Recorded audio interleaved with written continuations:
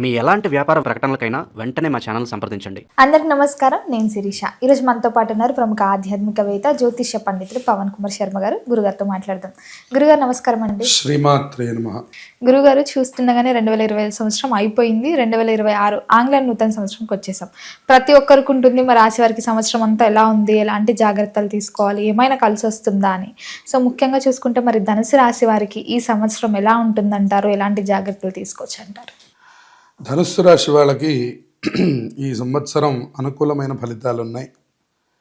అయితే జూన్ 30 వరకు తన యొక్క సంచారాన్ని దేవగురువు బృహస్పతి 7వ స్థానంలో కొనసాగిస్తున్నారు. దానివల్ల కుటుంబ వృద్ధి, ధనధాన్య వృద్ధి రెండు కూడా చక్కగా కలుగుతున్నాయి. జూన్ తర్వాత 8వ స్థానంలోకి ప్రవేశించబోతున్నారు సుమారుగా నవంబర్ వరకు. ఈ గడుస్తున్న 5 నెలలు మాత్రం కొద్దిగా ఇబ్బందులు కలుగుతుంటాయి. అలాగే చివరిలో నవంబర్ తర్వాత ఆయన సింహరాశిలోకి ప్రవేశిస్తున్నారు. అది మంచి మహాయోగాన్ని కలిగించబోతోంది. తర్వాత మనకి శని భగవానుడు చూస్తే అర్ధాష్టమ శని దోషం ఈ రాశి వారికి కనబడుతోంది. సంవత్సరం అంతా కూడా శని భగవానుడు మీనరాశిలోనే సంచారం చేస్తూ ఉండడం వల్ల వీళ్ళకి అర్ధాష్టమ శని దోషం ఈ రాశి వారికి కనబడుతూ ఉన్నది.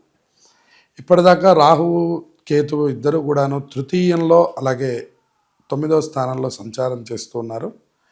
ఇప్పుడు మాత్రం వాళ్ళిద్దరి మార్పు ఆగస్టులో మారి ఆయన 2వ స్థానంలోకి రాబోతున్నారు. ఆ కేతు 8వ స్థానంలోకి వెళ్ళబోతున్నారు. అందువల్ల ఆగస్టు తర్వాత నుంచి 2వ స్థానంలో రాహు ఉండడం, 8వ స్థానంలో కేతు ఉండడం అనేటువంటిది ఒక పక్క నుంచి అర్ధాష్టమ శని ప్రభావం కనబడుతూ ఉండడం అనేటువంటిది వీరికి కొద్దిగా ఇబ్బందికరమైన వాతావరణంగా మనం చెప్పుకోవాలి. మిగతా రాశులన్నీ కొద్ది కాలంలోనే మారిపోతూ ఉంటాయి కాబట్టి దీర్ఘ సంచార గ్రహాలని ఆధారం చేసుకొని ఈ ఫలితాలు మనం చెప్తాం. ఇటువంటి సమయంలో మనకి ఈ అర్ధాష్టమ శని అలాగే ఇటు రాహువు ఇటు కేతువు రెండు కూడా పూర్తిగా దోషంగా కనపడుతున్నాయి. మొదటి సమయంలో గురుబలం ఉన్నా జూన్ తర్వాత నుంచి గురుబలం లేకపోవడం, గురుబలం లేని సమయంలోనే రాహుకేతువులు కూడా మారడం, ఇటుపక్కన శని అర్ధాష్టమం చూపించడం అనేటువంటిది ఈ రాశి వారికి పూర్తిగా మనకి కొద్దిగా ఇబ్బందికరమైన వాతావరణం 70% కనపడుతుంది. శుభయోగంలో కేవలం 30% కనపడుతున్నాయి. దానివల్ల ధనుస్సు రాశి వారు పూర్తి స్థాయిలో జాగ్రత్తలు తీసుకోవాలి అనేటటువంటిది చెప్పదగినటువంటి సూచన. గురుగారు, మరి ముఖ్యంగా ఎవరికైతే వివాహం జరిగి సంతానం లేకుండా బాధపడుతూ ఉంటారు, సో మరి ఈ సంవత్సరం ధనుసు రాశి వారికి సంతాన యోగం ఉందంటారా? సంతాన యోగం పూర్తిగా ఉంది. ఎందుకంటే అర్ధభాగం మనకి గురుబలం కనబడుతున్నది. తర్వాత అంత శుభయోగాలు కనిపించడం లేదు కాబట్టి ఏదైనప్పటికీ కూడాను సగమే గురుబలం ఈ సంవత్సరం కనబడుతూ ఉన్నది. కనుక సంతానం కోసం ప్రయత్నం చేసేవారు కూడా ఆవుకి అరటిపళ్ళు ఎక్కువగా తినిపిస్తూ ఉండడం, పసుపచ్చ వస్త్రాలు బ్రాహ్మణులకు దానం చేయడం ద్వారా మంచి శుభయోగాలు కలుగుతాయి. గురుగారు, మరి ముఖ్యంగా ఎవరికైతే సంతానం జరిగిందో వారికి పిల్లలు ఉంటారు కదా, మరి వాళ్ళ పట్ల ఎలాంటి జాగ్రత్తలు తీసుకోవచ్చు అంటారు? పిల్లల పట్ల ప్రధానంగా ఇట్లాగే అంటే పిల్లలు చదువుకోకపోతున్నారు అనే దిగులు ఎక్కువగా ఉండడం, అలాగే బాగా చదువుకున్నటువంటి పిల్లలు అంటే బీటెక్లు అయిపోయి కొంతమంది పిల్లలకి ఉద్యోగాలు లేక బాధపడుతూ ఉంటారు. ఆ తల్లిదండ్రుల్లో ధనుసు రాశి వారు ఉంటూ ఉంటారు. ఇట్లా వీళ్ళకి పిల్లల గురించినటువంటి యొక్క చింత ఎక్కువగా కనబడబోతూ ఉన్నది. దాని గురించి కూడా కొద్దిగా ఇబ్బందులు ఎదుర్కొంటారు. కానీ ఎవరైతే సంతాన అభివృద్ధిని కోరుకుంటున్నారో వాళ్ళు కూడా చక్కగా గురు చరిత్ర లేదా సచ్చరిత్రలు పారాయణ చేస్తే సమస్త శుభాలు కూడా వీళ్ళకి కలుగుతాయి. గురుగారు, మరి ముఖ్యంగా ఈ ధనుసు రాశిలో ఉన్న విద్యార్థులకు ఎలా ఉంటుందంటారు, ఎలాంటి జాగ్రత్తలు తీసుకోవచ్చు అంటారు? విద్యార్థులు సంవత్సరం మొత్తము కూడాను సుమారుగా మళ్ళీ మే నుంచి ప్రారంభమైన దగ్గర నుంచి ప్రతిరోజు కూడా దక్షిణామూర్తి స్తోత్రాన్ని విడిచిపెట్టకుండా ప్రతిరోజు పారాయణ చేస్తూ ఉండడం, లేదా కనీసం వినడం పిల్లలైతే. చివరికి ఇంకా వాళ్ళ కుదరడం లేనటువంటి వాళ్ళు తల్లిదండ్రులే పారాయణ చేస్తూ ఉండడం ద్వారా కూడా కొంతవరకు విద్యార్థులు ఈ సంవత్సరాన్ని విజయవంతం చేయగలుగుతారు అని చెప్పుకోవచ్చు. గురుబలం పూర్తిగా తక్కువ ఉండడం వల్ల శనగలు కొద్దిగా నానబెట్టి వాటితో మాలగుచ్చి మనకి దక్షిణామూర్తి దత్తాత్రేయుల వారికి వాళ్ళకి మాలలుగా సమర్పిస్తే సమస్త శుభాలు కలుగుతాయి. గురుగారు మరి ముఖ్యంగా ఉద్యోగ వ్యవస్థలో ఉన్న వారికి ఎలా ఉంటుందంటారు? ఉద్యోగంలో ట్రాన్స్పోర్ట్ అని మారడం అని ఉంటుంటాయి కదా, సో మరి ఈ సంవత్సరం వీళ్ళకి ఇది కలిసి వస్తుందంటారా? ఉద్యోగంలో అనేక ఒడిదుడుకులు కనపడుతున్నాయి. ఆర్థికంగా బలం ఉన్నప్పటికీ కూడా కొద్దిగా ఒడిదుడుకులు ఎదుర్కోవాల్సినటువంటి అవసరం ఉంది. అర్ధాష్టమ శని ప్రభావం వల్ల ఏదైతే చేస్తున్న పని ఒత్తిడిగా ఉండడం, ఎక్కువ స్ట్రెస్గా ఫీల్ అవుతూ ఉండడం, చిన్న విషయాన్ని కూడా మనం పెద్దదిగా తీసుకోవడం లాంటివి ఈ రాశి వారికి మనకు కనబడుతూ ఉన్నాయి.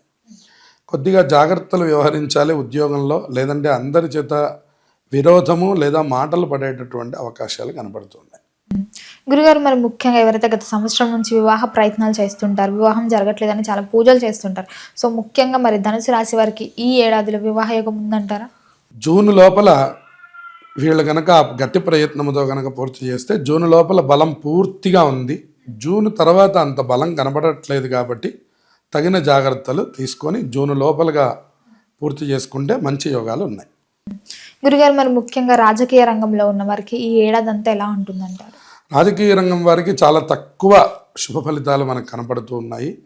అందువల్ల వారు నిత్యంగా ఉండేటటువంటి పనులు చక్కగా చేసుకుంటూ వెళ్ళిపోతే ప్రత్యేకంగా మీకు గుర్తింపు వస్తుంది అని చెప్పడానికి లేదు, అలా అని రాదు అని చెప్పడం కాకుండా మిశ్రమంగా ఉంది, సామాన్యమైనటువంటి ఫలితాలే కనపడుతున్నాయి. వీలైనంత కొత్త పనులను ఎక్కువగా చేయకుండా చేయవలసిన కర్తవ్యం వరకు చేయండి అనేటటువంటి చెప్పదగిన సూచన.